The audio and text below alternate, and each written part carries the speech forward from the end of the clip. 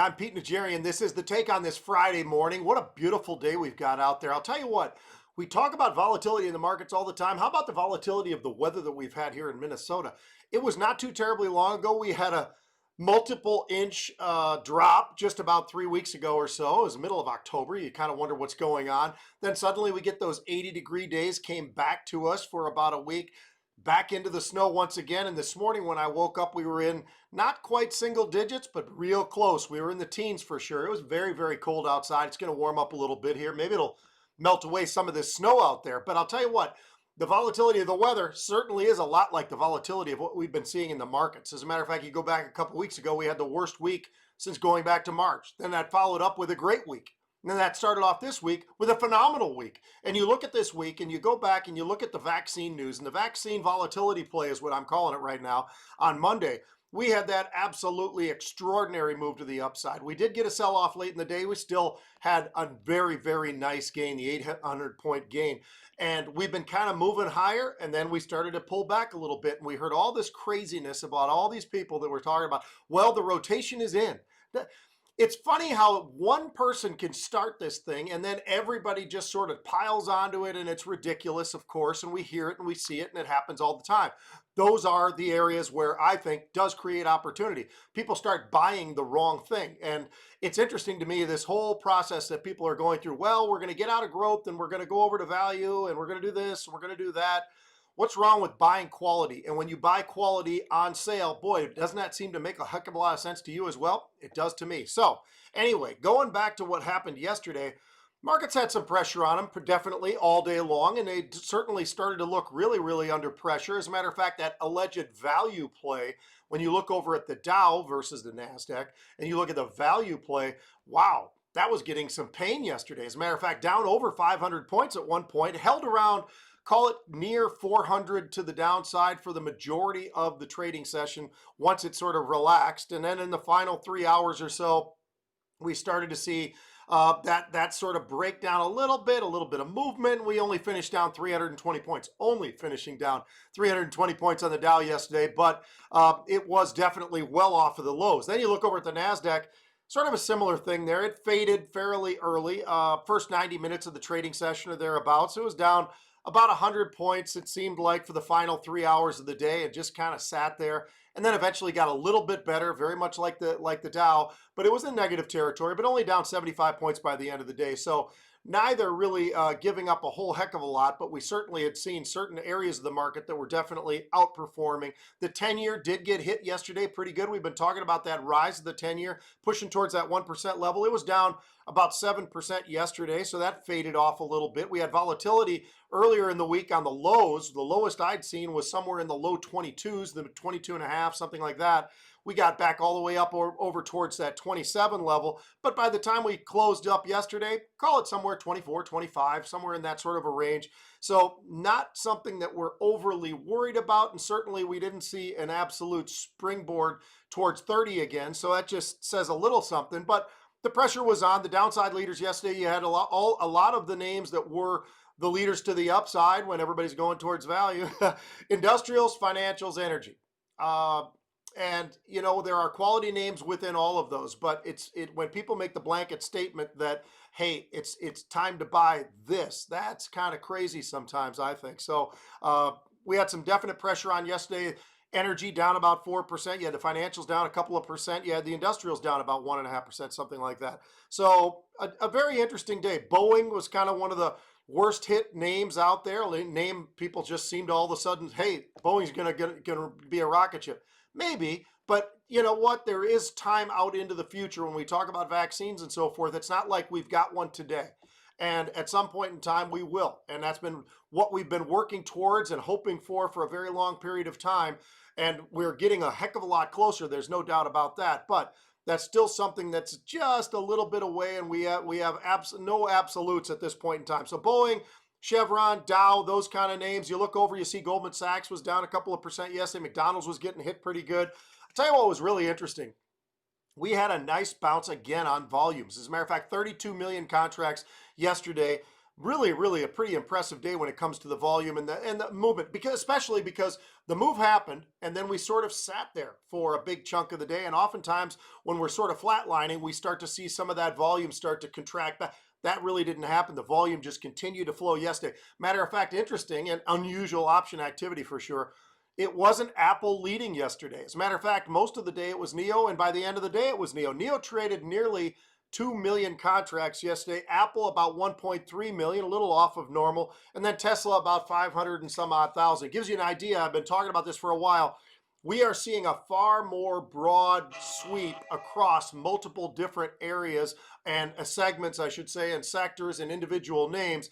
Certainly we are seeing that start to spread out more and more as this volume continues to sort of be somewhere above 30 million, it seems, of late. And because of that, we are seeing that start to spread out even more, and maybe even a little bit of that volume coming away from names like Apple and some of those leadership names, but they still are going to have those monster days as well. So early indications today, a lot of that coming off of what we were seeing last night from the earnings and the earnings coming in today. I'm talking about Disney, I'm talking about Cisco specifically, those two names. So certainly those were influencing the Dow. Dow up about 200 plus points in the pre-market. That was something that we were watching very closely, and it was holding right there. As a matter of fact, with very little volatility, even now that we're almost, well, we are in an hour into the trading session, we are right about there, 191 points to the upside right now on the Dow. The Nasdaq was up about 70 some odd points in the pre-market. It kind of pulled back a little bit.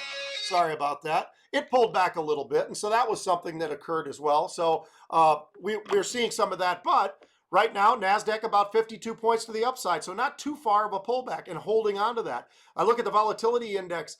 We are now dropping. We were about 25, 24, somewhere in there. Now we're 23 and a half right now. We're down about 7%. So a nice push to the downside as we're kind of flatlining. And as I mentioned earlier, when we start to do that flatline, that does seem to be an area where we start to see a little bit of a pullback sometimes on volume, and certainly we're seeing a little bit of a pullback on volatility, specifically today being Friday, as people start to price out Saturday, Sunday, and then obviously trading again begins on Monday. You have to factor in those days as options start to deplete a little bit. So that's all part of what you see a lot oftentimes when we're watching that type of thing. So interesting today, absolutely interesting today, is when I look through the earnings call and you start to see Cisco with a monstrous move to the upside. It was up nearly 7% early in the session. Started to give back a little bit of that as we started to see other areas start to pick back up. Disney was up huge in the post-market last night. That eased back a little bit, but still up 2-3%, a pretty strong move to the upside for Disney. So that was something interesting. Industrials starting to have a pretty decent day, at least in this first hour. We're looking at names like Caterpillar, Honeywell, Boeing. Those are the Dow leaders for the most part when I'm looking there, along with Cisco, of course, which is, if you didn't know, that was one of the names, the most recent names that went into the Dow. Semiconductors strong, just right out of the gate, 1.8% to the upside across all of those various names that we bring up each and every day, seem to be moving to the upside. Marvell, one of those names, I talked about that last night. That was the pitch last night for the Fast Money halftime, or the Fast Money show last night at 5 o'clock, Melissa Lee and the gang. And I picked that one as my pitch because believer in the semiconductors, not a believer in selling tech and selling the semiconductors and getting out of what the quote unquote get out of growth and get into something else. So I looked at that name and I thought, you know what, that's a fairly recent buy for me. I bought it after the stock actually made the acquisition, and because of that acquisition, stock pulled back significantly. Sometimes I think those are opportunities. So far it has been. The stock was around 38. Here it is today, trading a little bit higher than that. But they're going in all the right directions of where we always talk about for growth with data centers and 5G, all the rest of it, automobiles and so forth. There's a lot of different exposure levels, and they've done a great job with their acquisitions. So I bring that up because that was one of the names we were talking about last night, but also semiconductors just continue to remain on fire. They are really strong. Energy up about 1% today, so that definitely participating. Those beta names are really the ones that are rocking and rolling today. You look at Apache, you look at Marathon, you look at both Marathons actually, Holly Frontier, all those names moving to the upside. So I got a couple of things for you. I'm really torn between two different unusual option activities, and I don't want to get too much volume going on here, but I think I'm going to give you the more volatile one. See, next week when we start doing this live, I actually could ask you guys, because we are going to start doing it live next week. I could ask you guys, hey, what do you think?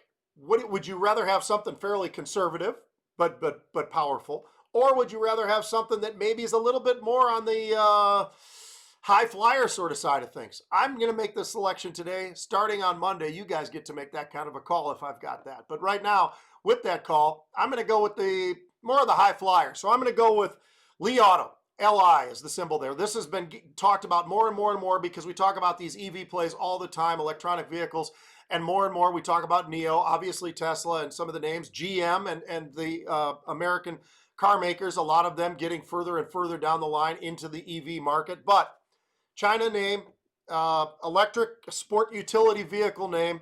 Stock was trading a little over 38, call it $38 a share. This stock was just trading in the 20s just a couple of days ago, guys. So just understand the volatility of this name and the explosive move to the upside. And it's a fairly new name, quite frankly, in terms of trading as far as IPO and all the rest of it. So a buyer of 5,700 of the November 45 calls. So these are about $7 out of the money. They're buying a November 45 calls. These only go out a week from today. So short term, but this is a name that can move. It can move to the downside in a hurry. It sure could. And it already has moved to the upside in a hurry. And you never know when the music's going to stop, but we're certainly seeing some call buying in there today. 5,700, as I say, of the November 45 calls. They started 2.25. They finished a little over $4 for these options. So we'll see, but certainly a lot of implied volatility for a very, very short-term play. Again, this is a one-week play, so understand that. You got to have an understanding of the derivatives market if you're going to have consistent success. You can get lucky early on, but you want consistency and you want to have an opportunity for success and understanding of whether or not how this favors for you, how you want to position. You got to get a hold of the guys over here at Market Rebellion, the best guys in the industry. There's no doubt about it. Guys and gals, the educators are unbelievable, and you will see what I'm talking about. If you sign up, you'll see. They just do an absolutely magnificent job, and they work with you throughout the week and all the rest of it. It's a great thing, and it's something that's very, very important. You heard what I said earlier, talk about volumes, and I bring this up all the time. I've done it all through 2020. Volumes in the derivatives market continue to grow. And as they continue to grow, you want to be where the growth is. That's where the growth is. So I just continue to want to let people understand that the options world is growing, and it is something that you really want to have and grasp on the knowledge that you have. Knowledge is king. Folks, have a great day of trading. We'll see you on Monday.